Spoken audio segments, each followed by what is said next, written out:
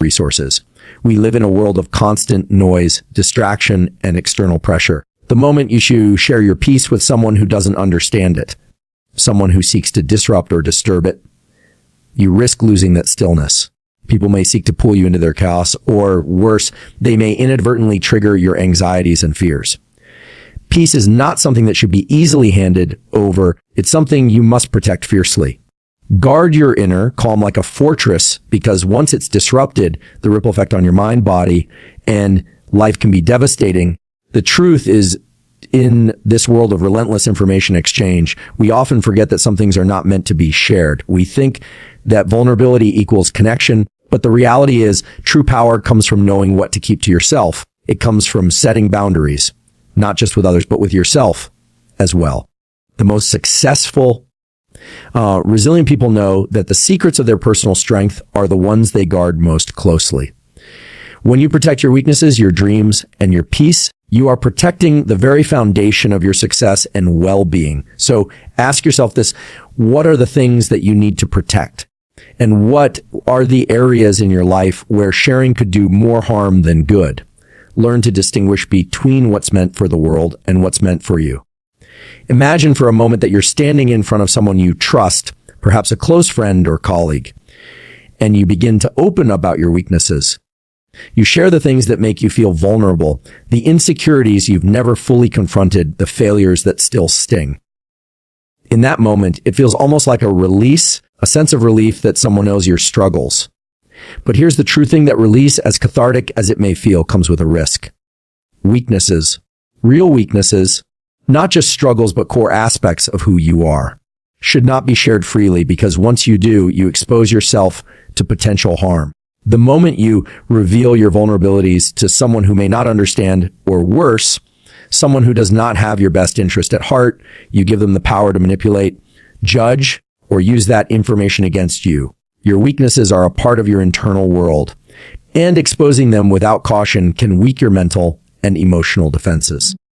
When you share too much of your inner struggles with others, you invite them into a space where they have the ability to influence your self-esteem, your sense of safety, and your future actions. People may not intentionally harm you, but even the most well-meaning individuals can inadvertently trigger fears, doubts, or insecurities that you've worked hard to overcome. Weaknesses are personal. They're not meant to be externalized without thought. The key to resilience and growth is confronting your weaknesses in private, understanding them deeply, and ultimately working to transform them into strengths. Sharing them prematurely or indiscriminately doesn't allow you the time or space to work through them in a healthy way. It takes away your agency, leaving you open to external judgment and reducing your ability to take full ownership of your growth. So, while being open and vulnerable has its place, and when it comes to weaknesses, especially those that could undermine your emotional resilience or your confidence, it's crucial to protect them. Work on them in the quiet space of your own mind. Understand them, learn from them, and transform them. In doing so, you maintain control over your narrative, your healing, and your personal power. There's a powerful truth: we often overlook vulnerability, while being seen as a potential source of connection, can, when exposed prematurely, open us up to manipulation. We live in a world that tells us to be real, to show our emotions, to let others in, but not all vulnerability is created equal. When you share your deepest insecurities or moments of self-doubt with the wrong person, you're not just showing your humanity. You're offering them the keys to your emotional life. And that, my friends, can be dangerous. When you expose your weaknesses too openly, you give others a chance to shape your perception of yourself. It might not even be intentional. People don't always realize the impact their words or actions can have on you. But the brain is highly sensitive to social feedback. And when you open up about something personal, you're inviting the other person's judgment or even worse, their indifference. Over time, this external judgment can distort your self-image, make you second-guess your capabilities, or trigger self-doubt where there was none before. This is why it's crucial to understand that vulnerability requires discretion. Vulnerability, when shared with the wrong people or at the wrong time, can actually weaken you. It can erode your confidence, leaving you in a place where you're unsure that you're truly accepted for who you are or for the version of you others think they see. The key here is not to avoid vulnerability, but to understand when and with whom to share it. Vulnerability should be reserved for those who have earned your trust, those who are capable of holding space for you without judgment, and most importantly, those who will empower you rather than diminish you. If you make the mistake of sharing your vulnerabilities with the wrong person, you risk not only losing your sense of emotional security, but also losing your capacity to trust others in the future. Vulnerability isn't weakness, but indiscriminate exposure of it without thoughtful consideration can lead to emotional burnout and leave you feeling misunderstood, isolated, and even weaker than before. So, while it's vital to connect, share, and be open, it's just as vital to be selective about who you share your vulnerabilities with and when you do so. When you think about your dreams, those big goals that live in the core of your mind, it's easy to feel a sense of excitement, a drive to share them with others. After all, when we speak our aspirations aloud, it can feel like we're holding ourselves accountable, like we're making our dreams more real. But here's the reality: sharing your future plans, especially with people who don't fully understand or support you, can actually do more harm than good. It's one of the most subtle ways we sabotage our own success. You see, there's a neurological mechanism at play here. When you talk about your goals, your brain can register that vocalizing them gives you a sense of partial satisfaction. It gives you a feeling of achievement, even if you haven't done anything to move the needle forward yet. This is a paradox by talking about your dreams at Stanford. You might trick your brain into thinking you've already made progress, which reduces your drive to actually take action. It's like telling someone about a mountain you plan to climb without ever starting the climb. Your brain, in a way, celebrates the idea without the effort, and at Stanford. And that can rob you of the true momentum needed to turn those dreams into reality. But there's another layer to this. The people you share your dreams with can unintentionally impose limits on your potential. Not everyone around you has the same vision, and not everyone can see the world the way you do. When you express your aspirations to those who don't understand or support them, you open the door for skepticism, doubt, or even negativity. Sometimes people will question your abilities, point out obstacles you hadn't considered, or impose their own limiting beliefs onto your vision. This isn't always malicious. It's just that they may not see the potential you do. And when you absorb their doubts, you can start questioning your own path, your own drive, and even your own worth. The best way to protect your dreams is to keep them close. Speak about them with people who have proven themselves to be allies in your growth, mentors who understand the path you're walking, or individuals who genuinely want to see you succeed. These are the people who will help you build your vision, not chip away at it with doubts and distractions. You don't need to share your plans with everyone around you, especially not when they can't offer the support or insight you need. At Stanford, dreams are fragile things, and they need the right environment to thrive. Keep them protected until the time is right, and until you've built the momentum necessary to turn those dreams into tangible, unshakable realities. When you vocalize your goals too early, before you've made substantial progress, you risk a phenomenon that many overlook, but is deeply rooted in neuroscience. Your brain starts to experience the satisfaction of success prematurely. It's almost like you're tricking your mind into believing the work has been done, even though it hasn't. You get a taste of the reward without earning it. This can be incredibly dangerous because it reduces the internal drive to actually take action and complete the task. When we talk about our dreams and goals, we activate the same reward centers in the brain that are triggered by achieving them. This is why people feel good when they talk about their ambitions. Because at a basic level, the brain experiences a small hit of dopamine, a neurotransmitter that signals pleasure and motivation. The more we talk about our goals, the more our brain interprets this as progress, even if we haven't moved an inch closer to realizing them. The result is a reduction in motivation to do the hard work required to actually achieve them. In essence, by vocalizing your goals too soon, you're prematurely giving your brain a sense of accomplishment, which can dull the drive to follow through. At Stanford, this is why it's crucial to wait until you've made significant headway before you share your progress with others. When you've put in the work, when you've made tangible strides toward your goal, your brain is far less likely to get distracted by the early rewards of simply talking about it. The satisfaction of achieving something is far greater when it is a result of your own sustained effort and focus. Moreover, by holding off on vocalizing your goals, you maintain an internal pressure, a need to achieve that keeps you moving forward and pushing toward the finish line. Sharing your ambitions too early doesn't just weaken your drive. It also opens the door to unnecessary feedback, criticism, or even jealousy. People may not always respond in the way you hope. While you may be met with enthusiasm from some, others may express doubts, point out potential obstacles, or unconsciously try to dissuade you from following through. Their reactions, even if they mean well, can create noise in your mind, causing you to second guess your ability to succeed. So, keep your goals close to your chest until you've put in the work and made significant progress. Let the reward of achieving something be the true fuel for your motivation, not the fleeting satisfaction of simply sharing your plans with others. This way, you preserve the momentum that is crucial for success and ensure when you do share your victory, it's not just a verbal affirmation. It's a reality grounded in tangible results. The most successful people in life know one simple, true thing. Not everyone deserves to hear about your goals, especially in the early stages. While it may feel empowering to share your ambitions with others, there's a critical point to remember. Your goals are yours to protect. And once you reveal them, you relinquish control over how they are received, interpreted, or even potentially sabotaged. When you share your goals with people who don't have the same vision or who aren't aligned with your mission, you expose yourself to forces that can undermine your progress.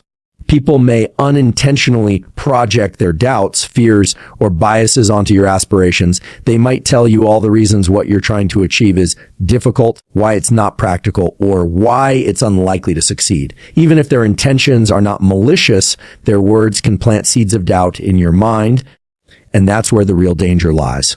This external noise can erode your confidence, cause you to question your direction and ultimately slow your momentum. Your brain is highly susceptible to social feedback. In the early stages of pursuing a goal, you haven't yet built up the resilience to withstand the negativity or skepticism of others. At this point, your self-belief is still being developed, and hearing others express doubts can weaken your resolve. It's essential to shield yourself from this kind of external influence until you've gained enough traction and confidence in your path. When you've put in the hard work, made real progress, and faced your own internal challenges, you'll be in a much stronger position to handle outside opinions, whether they are positive or negative. But until then, protect your dream and only share it with those who can truly support and reinforce your vision. Furthermore, sharing your goals too early can trigger a psychological phenomenon known as social proof. This is where we look to others for validation, and when that validation doesn't come in the form we expect, it can cause a crisis of confidence. Instead of building momentum from within, you start seeking approval from the outside world. The more you share with others, and the more you risk the distraction of trying to get validation from people who might not understand your journey or see the same potential in it that you do. By keeping your goals close, you maintain a clear focus on why you are pursuing them in the first place. You preserve your internal motivation and avoid unnecessary external influences that can derail your progress. At Stanford, as you begin to make progress, that's when you can selectively share your accomplishments, seeking feedback from people who have earned your trust and who truly understand the depth of what you're trying to achieve. Until then, let your goals be a private sanctuary, a place where you can cultivate your passion, build your strength, and prepare yourself to share your success on your terms. Inner peace is one of the most precious and fragile aspects of your well-being. It's the foundation upon which your emotional stability and resilience are built. We live in a world filled with noise, external pressures, conflicting opinions, constant distractions. And these things can quickly erode the calm that allows us to think clearly, make decisions confidently, and feel centered. But once you share your peace with the wrong people, once you invite the wrong energy into that space, you run the risk of losing that stillness altogether. It's not always intentional, but people can disrupt your peace. Sometimes it happens when they don't understand or respect the boundaries of your emotional world. They might bring their chaos, their anxieties, their unresolved issues, and they expect you to absorb that energy. The more you share your peace with others who don't have the capacity to hold it with the same respect, the more likely it is that their emotional turmoil will seep into yours. Your brain is designed to pick up on emotional cues from those around you. When someone enters your space with a high level of stress, negativity, or drama, your own stress response system can become activated. In the short term, this can cause irritation, frustration, or even anxiety. In the long term, if you're constantly exposed to emotional turmoil, it can wear you down, leaving you feeling disconnected, drained, and less able to maintain the clarity and calmness that you need to function at your best. And what's critical to understand is that your inner peace isn't just about managing your own emotions. It's about protecting that stillness from external forces that try to disturb it. You understand? Sharing your peace with someone who is emotionally chaotic or who doesn't respect your need for tranquility can lead to emotional fragmentation. You can begin to doubt your ability to stay calm in the face of external stressors because you've allowed someone else's turbulence to take root in your mind. And peace is earned and cultivated in solitude through self-awareness, meditation, or simply taking the time to quiet your mind. Once you've established that inner calm, you need to guard it. At Stanford, just as you wouldn't expose your body to an illness without precaution, you shouldn't expose your peace to negative energy without boundaries. There is a subtle but important distinction here. It's not about avoiding connection or dismissing others' struggles, but it's about being mindful of when and how you allow others to influence your emotional state. Not everyone is capable of holding space for you in the way you need them to, and not everyone deserves access to the calm that you've worked so hard to create. By protecting your inner peace, you give yourself the mental clarity and emotional resilience needed to thrive in a world that is anything but peaceful. You stay grounded in your own sense of self, unaffected by the chaos that surrounds you. And when you do choose to share your peace, you're doing so from a place of strength, a knowing that it will not be easily shaken by the turbulence of others. We often think of sharing our peace as a way to connect with others, but the truth is, peace is one of the most vulnerable aspects of ourselves. It's something that, once disrupted, can have a profound impact on our mental, emotional, and even physical well-being. People intentionally or unintentionally can disturb the calm we've worked so hard to cultivate. And when that happens, it's not just a fleeting disruption. It can send shockwaves through your entire system, throwing you off course and leaving you scrambling to regain your composure. The reality is people don't always understand how to navigate your inner world. They might bring their own emotional baggage into the conversation, dump their stress on you, or drag you into their crisis. What starts as a casual exchange of thoughts or a brief moment of connection can quickly escalate into something more intrusive. An invasion of your emotional space. Your brain, designed to respond to social stimuli, picks up on the energy others carry. If you're around someone who is high anxious, angry, or upset, your own brain may begin to mirror their emotional state, leading you to feel anxious or unsettled, even if you weren't feeling that way before. It's a neurological phenomenon known as emotional contagion. Our brains are wired to absorb the emotional states of those around us, sometimes without us even realizing it. What's even more dangerous is that over time, exposure to people who constantly disrupt your peace can create an environment where you no longer feel safe, calm, or centered. It can build a level of chronic stress that doesn't dissipate after the conversation ends. Instead, it lingers, affecting your mood, your focus, and even your health. And the worst part, you may not even realize how much damage is being done until you're so deeply unsettled that it becomes difficult to find your way back to the peace you once had. People often bring their problems, complaints, and anxieties into our space, expecting us to absorb them or help them fix things. But the truth is, you can't help others maintain their peace if you've lost yours. When you allow others to disturb your calm, you lose the mental clarity and emotional resilience that are essential for navigating the challenges of life. Without your inner peace, you become more reactive, less capable of responding to stressors in a balanced way, and ultimately more vulnerable to the pressures around you. At Stanford, this is why it's so important to learn to protect your peace like a precious resource. You can't control other people's behavior, but you can control how much of their energy you allow to enter your space. The more you practice setting boundaries with those who seek to disrupt your peace, the more you'll be able to maintain a sense of calm, knowing there's a deeply ingrained belief in our culture that everything should be shared. Our struggles, our successes, our fears, our dreams. But not everything is meant to be shared. Some aspects of who we are, some parts of our journey should remain personal. They are not for public consumption because they are integral to the very core of our being. These are the parts of ourselves that, if exposed too early or too freely, risk being misinterpreted, judged, or even exploited. This is why it's so important to understand that not everything should be shared with others, no matter how close they are to you. The more you reveal about your inner world, the more you risk creating an external narrative about yourself that doesn't align with who you truly are. Stanford. Once you share something that's meant to remain private, you lose control over how others perceive it, and they may unknowingly shape that narrative in ways you can't predict. It becomes not just about your truth, but also about how others interpret or project their beliefs onto you. And that can distort your sense of self in ways that can be difficult to untangle. The truth is, there are aspects of your personality, your fears, your challenges, and even your past that are not just private. They're sacred. These are the parts of you that are still in process, still evolving. When you share these raw, unfinished pieces of yourself too soon, you risk giving others the power to define you in a way that may not resonate with your deepest truth. People are complex, and so is their perception of you.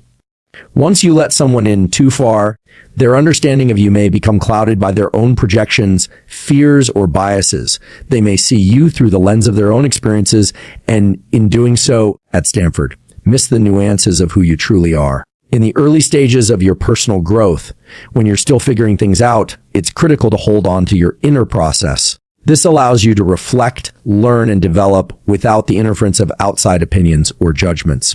If you're constantly sharing your internal struggles or challenges, you risk losing the opportunity to fully process them on your own terms.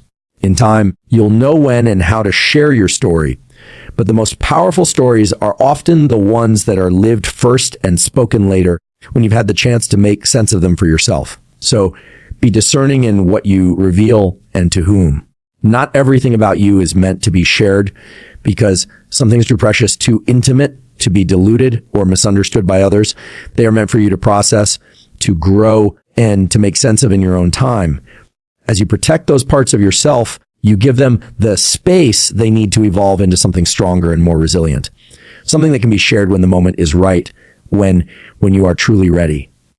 Until then, allow your inner world to be a space of refuge where you can explore and refine your true self without the interference of others' opinions or expectations.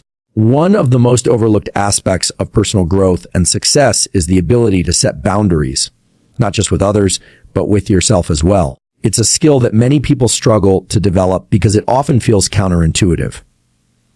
After all, we're taught to be open, to share, to give freely. But what happens when you give too much of yourself, when you don't have enough clear lines around your time, your energy, your emotional space? You end up burned out, distracted, and vulnerable to being pulled in too many different directions. Setting boundaries is about more than just saying no to others. It's about creating a structured space where you can protect your energy, your focus, and your mental well-being. When you fail to set clear boundaries, you allow external pressures and influences to dictate how you spend your time and where you direct your efforts. People's demands, opinions, and expectations can easily overwhelm you, making it difficult to prioritize your own needs, goals, and well-being.